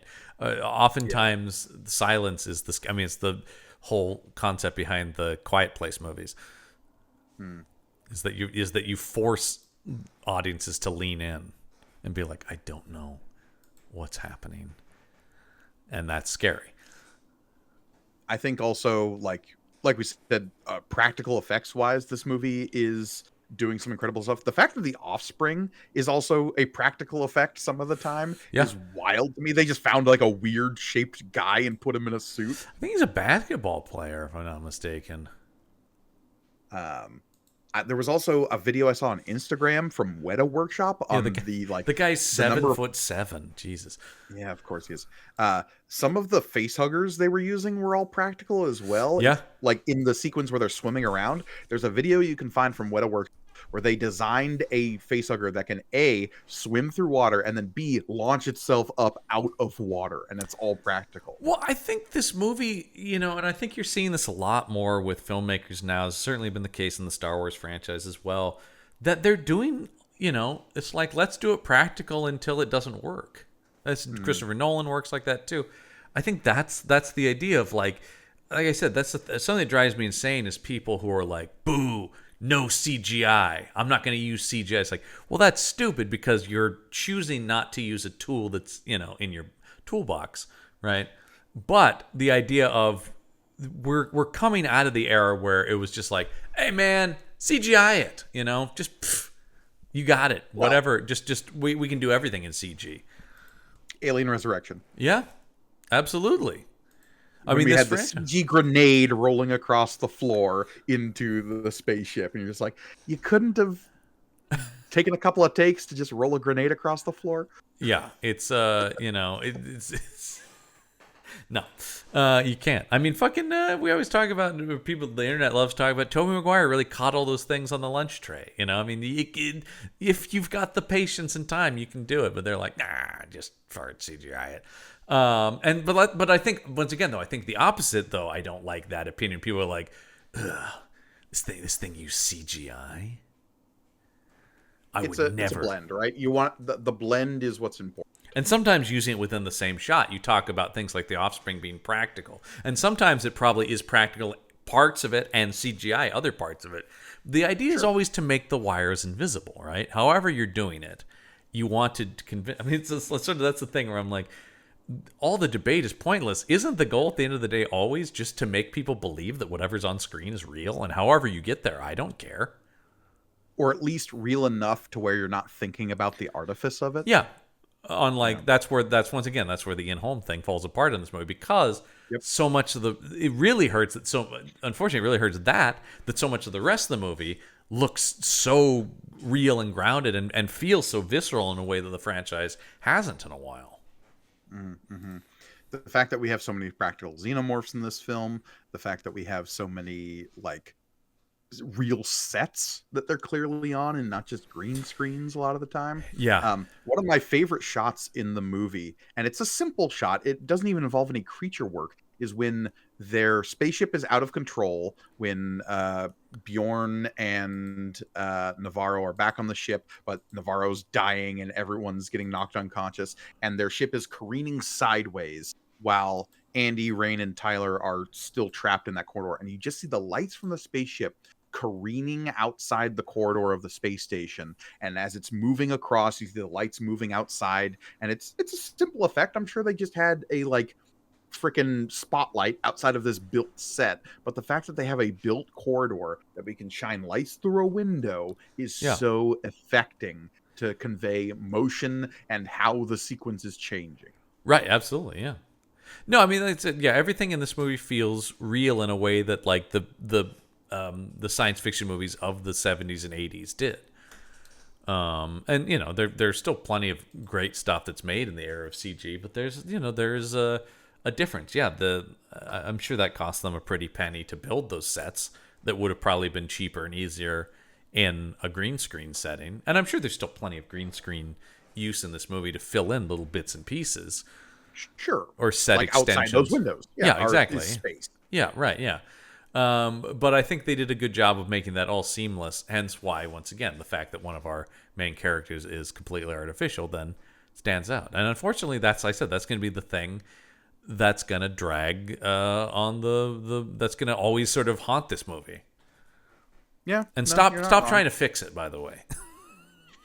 Well, look, we just got to go back in one more time, and he'll say McClunky. Yeah. Fine. Well, that's what I said. The fact that people are going like, and even you who watched it are going like, you guys did something to it? Like, it still doesn't look good. Still looks like shit, man. I don't know what to tell you. I don't know. Maybe it was because when I watched it this morning, I was watching it on my computer monitor. No, like I said, I've heard other people say that too, that they're like, boy, if it's improved, it's by very small margins, because it just still looks weird as hell. Yeah. This is getting into like a 4K thing. It's like, can the human eye even detect certain changes? No, yeah, that is always the thing, right? Yeah, 8K, man. It just at a certain point, it's imperceivable. But no, I think this is definitely one of the better ones to watch. I don't know that I'm gonna like include this. I don't know that I'm gonna go back to this again and again. But certainly, it is a step in the right direction. And I think a lot of the reviews, which I remember kind of being bummed about the reviews, and I still am, just in concept that this franchise got to this point where people go like, hey, this is a lot better than it could have been. It's rough, right? Because we have something in Prey that is just like, oh yeah, back to basics. We got ourselves back on track with the Predator franchise.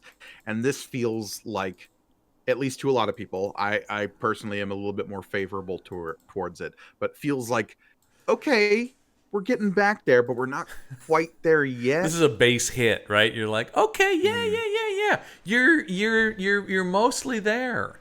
I do Yeah. think maybe some of the Ridley Scott control should be wrestled away, because I do feel like Papa Ridley is ever over anyone's shoulder. And I don't know that that guy has the best interests of this franchise in mind, even if he thinks he does. I take him at his word. He's very sincere about it. But I think we're starting to get to maybe a little bit to that Gene Roddenberry place of, I'm not sure you know what's best for your own creation. Yeah, yeah. When Gene Roddenberry is insisting that the frickin' oh my god, why am I blanking on the big-eared guys' names? The Ferengi? When the Ferengi are supposed to be the new big bads Yeah. of Star Trek, I'm like, Gene, I don't know if He that's gonna play. and then vehemently fighting against the Borg, going, "That's not Star Trek." And it's like, wow, dude. I think we're at an impasse here, my friend. Yeah. My favorite So, is actually my favorite story. Once again, he's talking about Star Trek. Drink. But is the Measure of a Man, one of the most famous episodes when they put Data on trial. He tried to reject that story because he said there's no lawyers in the world of Star Trek. There wouldn't be, because there's no disputes. And everybody's just like, Jesus, Gene, I can't even, like, my God. there are no disputes ever. Yeah, I know. People go like, what about things like, well, they don't have contracts. It's like, there's still a law though, right? Like, come on. If there are no disputes, Yeah. then what's going on with Barclay? He's just everyone's cool with that. Well, it is. I will say, watch Next Generation. You can see where Gene dies, right? Yeah. And Barclay is definitely a character that came after Gene died. All of a sudden, Deep Space Nine exists entirely after Gene dies. In fact, there's a hardcore section of the fan community that hates Deep Space Nine because they made it. They purposely waited him for him to die, and then they made the dark show. Yeah. Some might say one of the better of the 90s I and early think 2000s I think if shows. you're just talking from an objective storytelling standpoint, for sure the best show. My heart will always belong to Next Gen, but in terms of what that like, in did terms for the of telling franchise, a ongoing cohesive narrative, it really opened up what that universe was capable of. I don't think we would have all the Star Trek stuff today without Deep Space Nine. Anyway, back to Trekcast. Wrapping up Alien Romulus. Yeah, I where does this go? I think this goes in if people are interested in the Alien franchise and you're directing them towards hey, no, this franchise isn't dead. If you were a fan of Alien, if you were a fan of Alien, I think I would recommend Romulus. And if you're It's the wanting to find hope in where these two franchises are going, I think, like you say, Romulus is vectoring in an upward direction. It's the only one I would recommend. If you want to watch anything past Alien and Aliens, Romulus is the only one I would actively recommend. And that's what I'm saying. I would recommend Resurrection as a fun, let's have a bad movie night, but that's just me. Yeah, but that's not. I mean, I would also recommend maybe the AVP. Well, maybe the second AVP movie. Not that first one is just a snooze. Yeah. The second one is at least crazy. But yeah, it definitely, like I said, I think Disney is really celebrating this as a home run, and I think looking at a lot of the reaction to it, it is mostly people going like, "Hey, pretty good, but maybe don't get too big for your," because once again, a lot of the Disney thing is just like, the franchise is back, baby, and just like, well, I'm intrigued. This is the first one where I have been like, okay, I want to see where you take this, because I think you can do better. This is not. I wonder how much of general audiences are thinking about the Ian Holm of it all. Well, I think, like I said, I think the most positive reactions I've seen from this movie are like, "Hey, that was a fun movie." Yeah, and I think that's the thing. But I also don't know how many people are like, "Yeah, can't wait for the second one," because I don't actually know what that is. Do you continue to follow Rain and Andy as a story? It seems like that would be the case, but do you end up just turning them into new Ripleys then, where it's just like everywhere they go, more xenomorphs? It has seemed like that should have been the case for the last 3 Aliens. Yeah, right. I think this movie is. I am positive about this movie. I do recommend this movie, but I still don't think, even with as positive this movie is, they really know what this is as a franchise. And I think the fact that they have a TV show where the showrunner is at least somewhat saying he intends to, at least a little bit, possibly contradict things, speaks to that. If not contradict, then at least ignore the things he doesn't necessarily want to affect the story he's planning on telling. His attitude is definitely, I've got a story in mind. I am not worrying about how it connects to the movies. Corporate synergy is not the name of the game for Noah Hawley. And if you've watched Legion, you know that's the case. No, yeah, that guy is... I mean, weirdly, Fargo is the most where he really has figured out, like, where that movie sits in that universe. But that being an anthology makes sense. Fargo is but one story in that world of crime. And Legion is an X-Men story insofar as Noah Hawley acknowledges that mutants exist and that Professor I will X say, existed at some of point. all the things that Fox was developing before they got bought by Disney, Noah Hawley was writing a standalone Doctor Doom movie that probably would have been, at the least, extremely interesting. Sure, yeah. Who knows? Like that script is in a vault somewhere I would now. love to read that script. Please please let that get out. He was also working on a Star Trek movie, which I would have killed to have seen. Which apparently got too real for Paramount, that it was about a space pandemic. Oh, yeah. And they were just like, I don't think we can do this. A little close to the vest there. Yeah. Anyway. So yeah, I definitely it is nice to end this on at least an uptick if you're looking at the graph. I think both franchise. I think Predator is higher up with Prey, but the fact that both have actually seen an uptick in quality is a nice feeling to end on, as opposed to maybe some of the other seasons I've done of this show, where both of them have ended with, and then it's one of the worst things we've ever seen.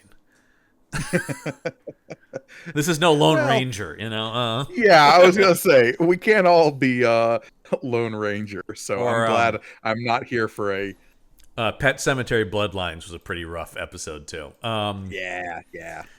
Anyway, so let's talk about just think, John, on the future season we'll end with Monster Hunt. Actually, no, not quite, which is good. But yeah, let's talk about how this did at the box office. I said how much it made. Gorgoni, as always, I will ask you, where do you think this landed in the top 200 box office grossers of 2024? I said it made 350 million. Yeah, I'm gonna put that squarely somewhere in the, like, let's say 29. Ooh, this is one where actually they did a little better than that. 18. This came in 18th at the 2024 box office. Of course, the number one grosser of 2024 was Inside Out 2, followed by Deadpool and Wolverine, followed by Moana 2. That's right, the same company made the top 3 highest grossing movies of the year. Then Despicable Me 4. I thought Moana 2 was going to beat out Inside Out 2, but that's interesting. Yeah, not quite. But all 3 of those movies made over $1 billion. Sure, yeah. So then Despicable Me 4 and Wicked. Cannot deny the power of those minions. No, you can't. I mean, that has been shown very much so. But I do think it's interesting. Disney has the top 3. They also have number 7 and number 15. And number 18, as we've said here, in the top 20. So, you know. And as Alien Romulus shows us, there's nothing wrong with corporate oligarchs making all of the money every... Well, can I tell you, here's a weird thing. As much of it was the biggest bomb of the year, Joker Folie à Deux was still 22nd. Thank God this movie beat Joker Folie à Deux. I just think it's so interesting that, once again, that just shows you how much money they stupidly spent on that thing. Jesus. Because it made $207 million, but it cost $250. How do you spend $250? All right, no, I'm not going to get into it. By paying Lady Gaga a lot of money. Yeah, I mean, people who have seen the movie too talk about, like, I don't see how it cost anywhere close to this. But yeah, I guess, yeah. And Joaquin, obviously. I'm sure Phoenix got a shit ton of money to come back and do it. All right. Let's look at some highs and lows, as always. Here, I'll start with the highs because it's once again closer to where we land on it. We want to go out on negativity. Always. This comes to us from IMDb user Z1417, who... My favorite college radio station. Right here, Z1417, spitting all the good hits. So the title of this review is A True Homage to the Alien Franchise, which I think already is an interesting title because how can you be part of a franchise and an homage to it? Anyway, great attention to detail, amazing photography, and smart screenwriting make this Alien movie the best since Aliens. It's remarkable how they managed to connect with the original movie without coming out with some absurd storyline, parentheses, somehow Palpatine returned. Can just never get past it. No, that's going to be way worse than the Ian Holm stuff forever on that movie. At the same time, all the ambience truly matches the original. The tech, the clothes, etc. Yes, Romulus is a slow burn, but this is the same reason that made Alien great in the beginning. Something that true horror fans will appreciate deeply. This part I disagree with. No cheap CGI. Well, except for the one glaring example of it. But just practical effects and... John, I think that CGI wasn't cheap. It was just... No, I'm sure, like I said, I'm sure a lot of the $80 million actually went to that, unfortunately. Yeah. Just practical effects and minimal green screen makes this one of the finest movies in the Alien franchise. Yes, as one fellow reviewer said, this is truly the equivalent to Rogue One. In more ways than this guy wants to admit. If you're a real fan of the saga, you'll be able to recognize every sound, graphic, and soundtrack. Acting is good and true as well. You get to truly care for the protagonist and feel their emotions. Something that previous Alien movies had failed. This movie is not afraid to innovate in some key aspects of the creature, our perfect organism, but it does it on an impeccable way and true to the canon. Where Alien Foreign Covenant failed, this movie truly succeeds. The third act is great, and you can only wish for a sequel in the end. I truly hope to see it. Thank you, Fide. This is a truly amazing movie and a future classic. If this movie fails at the box office, I'll personally fund the sequel. Ha ha ha. P.S. Try your best to see it in IMAX. Second best movie I've seen this year on this format, only after Dune 2. Well, okay. 10 out of 10 stars. Ridiculous. I'm sure it was fine on IMAX, but it certainly isn't in any way trying to even do like something that Dune 2 is doing. I'm just saying this is clearly coming from a person who didn't see The Wild Robot in IMAX. Oh, I didn't see it in IMAX either. Was that was something? It's a great movie. Yeah. The Wild, man, talk about like sleeper hits for me, like The Wild Robot. And you know me, John, I'm a sucker for robots trying to be people. Yeah. Great movie, though. That movie, by the way, number 19 at the box office, just under Alien Romulus, is The Wild Robot. Okay. Yeah, that did very well as well. It's a good movie. Every once in a while, DreamWorks is like, we can make quality. Look, and soon they'll be remaking quality with a live action How to Train Your... I don't know if it's going to make $1 billion, but I guarantee that's going to be in the top 20. Sure, because guys like us who like that movie is incredibly impactful from like our late teens, early 20s, now have kids and we know it's a known quantity. Here's the thing, I do love that. It's very impactful for us because I was like 21 when that came out. But still, it was that good. That was the thing that was great about it. It's not like a childhood favorite, but it became one of those like, wow, this is just a classic right away. Do you know why that movie is impactful for people of our age specifically? Because it is a movie about A, letting go of your pets, and B, realizing your parents are human. And those were things that were happening to us when we were in our early 20s. Well, and I think similar to the Harry Potter movies, the idea that character ages and matures as that franchise goes on really adds to that feeling of, and I think particularly for kids who probably were closer to the age. Anyway, welcome back to Dragoncast. Now, here we go. This comes to us from Kate M75, who I guess had a different opinion because they titled their review, "No One Asked for This, and for a Good Reason." Oh boy. I have watched all the four first movies, and except for number 3, really liked the others. They all brought something to the story that was interesting, unnerving, scary. But this one makes no sense whatsoever. It's a mashup of all the previous movies, and not a good one as well. In a world with scarce resources, none of the premises of this movie make any sense. The director had to resurrect the black goo to make an abomination, like in Alien 4. It had to take some weapons similar to Alien 2. The time between the facehugger laying an egg and hatching is about 5 to 10 minutes, like in Prometheus. The aliens are running after people, like in Alien 2. We have black goo, like in Prometheus and Covenant, giving birth to an alien baby, like in Prometheus, a research station, like in Alien 4. The ships are destructible when the scenario needs them to be. In fact, everything happens because it needs to happen. Otherwise, the scenario cannot carry on. For example, the cryofuel canister is removed and immediately the facehuggers are heating up to room temperature like they were on a stove. How does that make sense? If the canister is used, you remove the fool. If the canister is used to fuel the cryosystems for a long time and is pressurized, it should take at least a couple of hours for heat transfer to work. But as the movie is below 2 hours and things have to happen, here we are. If it is important to be able to jettison the cargo, why use for release right in the middle of the cargo? Same with the final alien monster. Its face is destroyed by the impact of the sand, like powder exiting the ship at high speed because of the vacuum. But the spacesuit doesn't suffer the same fate. Nothing happens to it.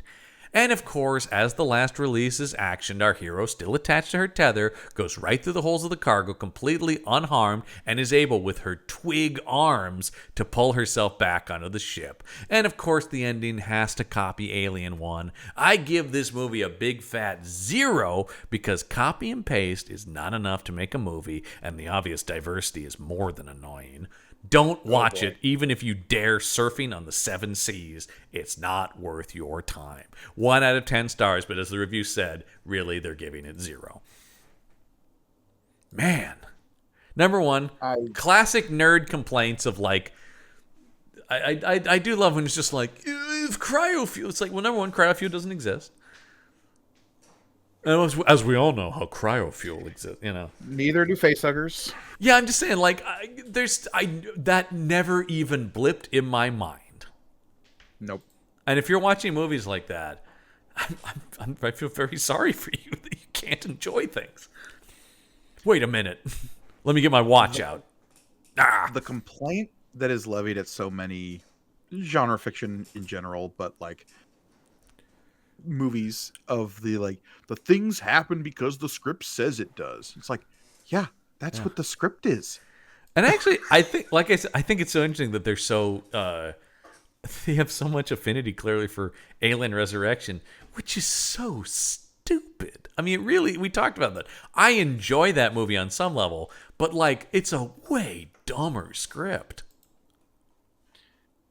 Yeah, and I don't know. I'm like this thing. I think this script is pretty. Most of my issues have to do with like the production stuff. I think the script for this movie is pretty solid. I don't know how you make if you're going to complain about something like the aliens chasing people through corridors. Yeah. Like, that's just inherent to the concept of xenomorphs in a space situation. Or the thing about like being pulled out into space and the spacesuit is like, well, once again, isn't that how all of these end? Isn't Ripley always in some kind of spacesuit and there's a vacuum and like kind of feels like... And I get the complaint about like, okay, if the sand is completely destroying the spongy flesh of the offspring, why is it doing 0 damage to the spacesuit if it's moving that quickly? I don't know. Yeah. Space magic. Yeah, a wizard did it. A wizard did it, folks. Yeah, like I said, it's just like, you know, I'm not thinking about that. I guess they weren't enjoying the movie because if you're thinking about that, then you're not compelled by what's on screen. So I guess for this person, the movie just didn't work. Well, and I hate to be that guy that's like, shut up, nerd, and enjoy the movie. We can get pedantic about stuff like that as well. But I feel like, once again, how much that stuff bothers me or how much I'm even thinking about it is usually a sign of, well, I'm not engaged with the characters or the action then. Yeah. Yeah, it's proportional to our ability to empathize and connect with the characters that we're following. Because I right? didn't think about any of that. Like you're saying, as they're saying that, it is like, okay, I guess you have a point, but Jesus, I wasn't thinking about that when I was watching it. Yeah, I was caught up in the action of it because it's well done. Like, I'm not thinking, hey, wait a minute. It's that classic Spielberg thing, right? Of like, okay, so when the T-Rex comes out at the cars in Jurassic Park, Yeah. it just steps over the wall Yeah. and there's a woodland right there and we knew the goat was there. But then the minute the car is pushed over that ledge, there's a cliff there Yeah. that nobody knew about. And like that geography specifically makes zero sense in that film. But you don't care because you're engaged with the characters once again, and it's the movement and the only action. when you're saying that, but you're like, God, I've seen that movie 100 times and I've never thought about it. The other one, of course, that's brought up from that movie is where did the T-Rex come from at the end? And Spielberg's like, top of frame. Yeah. Because you're like, well, no, because it would have had to have like blown through a wall and they would have heard. No, but nobody ever thought about that. And Spielberg is like, I know that, right? I know the audience is just going to be thrilled.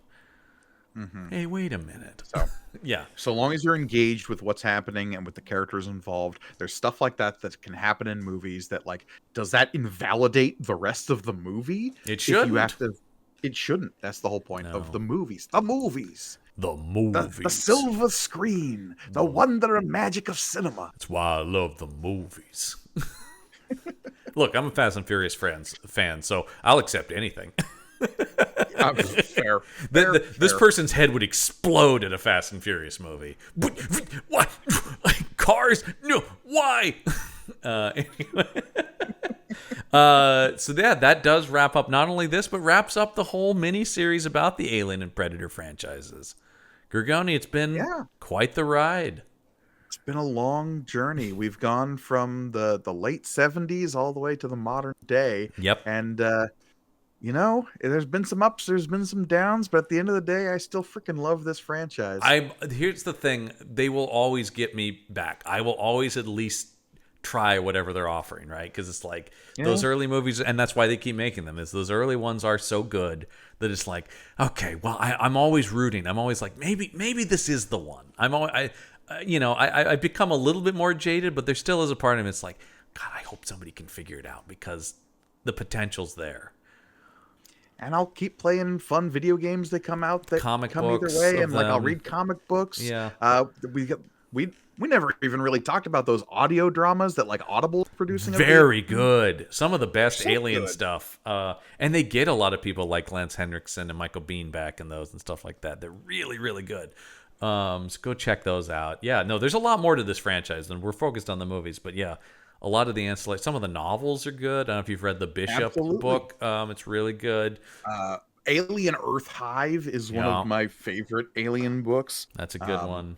So many comic books, I can't even name them all. Oh, there's so many, a ton. Like I said, that's I think part of why I think it's like we've seen people do more to expand this franchise, and it can work. I just wish the movies lived up to that, and it seems at least now we've got a couple of smart filmmakers at the helms of both Alien and Predator in Dan Trachtenberg and Fede Alvarez. So hopefully these continue to ascend in quality. We'll check back in with them probably on one of our other shows, not necessarily come back to it on here, but in the meantime, I'm going to talk. But Mike Gorgoni, you'll be back not too far out. Don't shed a tear too much, folks. Mike Gorgoni will be back in the near future on this show. Look, if it's a punch-up entertainment show, I'm always somewhere in the wings, either rooting and cheering you from the background or subtly worming my way in. Yeah. Whether it be on a Frankenstein's army or an army of Frankensteins, depending on when this episode gets released. Yeah. If you're a patron, then you've heard those. But next, though, I think is going to be something real special for certain subjects and our fans, because I know a lot of people really miss the action shelf. And we're getting you're going to get a little action shelf reunion for the next miniseries of the show, which is going to be one of our shorter ones. We're going to be doing, I'm trying to do more ebbs and flows of shorter franchises, longer franchises. But next, we're going to be talking about the Universal Soldier franchise. And who are you going to have as your co-host? Well, it's a franchise where the two titans of it are Jean-Claude Van Damme and Dolph Lundgren. So I think the only answer could be one Michael Listman will be journeying through yet another interesting continuity questioning science fiction franchise. And look, there's maybe a reason the action shelf had to be put on ice, because that was slowly breaking the two of you's mind. Yeah. So getting back into that lane for a little bit, we can just dip our toes back into that sauce. We had retired, but we're coming back for one last case. The Universal Soldier franchise, which I gotta say, maybe even puts to shame the Alien Predator franchise in terms of constantly retconning its own canon. It's ever changing, discounting this movie, acknowledging that movie, not that one, but this one. And it's only 6 movies somehow. It is able to do that. So yeah, most of them straight to video. Yeah, so that'll be starting next week. You'll get your first episode, which is, believe it or not, Universal Soldier. Shocking. Yeah, directed by Roland Emmerich. Did you know that was a Roland Emmerich picture, Gorgoni? No, that's what. But look, he's committed a lot of cinematographical crimes over the years. Well, I'll just say, having recorded some of those already, that first movie looks better and better and better all the time. So, but of course, if you want even more from us, head over to our Patreon page, which is patreon.com/punchup, and that's PunchUpENT. You get cool exclusive bonus content, including bonus episodes of this show. If you want to hear us talking about other space and or aquatic monster movies, because of we talk about Leviathan, which is just alien underwater, you can head over there for our related case episodes. We could have also talked about Underwater, which is just alien underwater. I know, but come on, Leviathan's more fun. It's much goofier. And of course, we're also talking about the cinematic classic that is Event Horizon, also over there, with our friend Elliot Lewis, in space, who I'm pretty sure would never speak to me again if I didn't let them on the Event Horizon episode. It's true. Because I like that movie, you like that movie. Elliot lives for that movie. Look, there are certain movies that people make into their personalities, and that is true for. And yet, Elliot is such a positive person, and yet somehow that movie about hell in space. It's more the Sam Neill of it all. Let's be honest. Well, because the man is a treasure. The man is a goddamn treasure. But yes, like I said, you'll be hearing Gorgoni soon again on this show. So don't shed too many tears. But I think you can also hear me over on so many of other shows, like the one we do together. May the panel be with you. That's right. If you want to hear us talk about Star Wars comics, yeah, absolutely, you're going to want to check that out.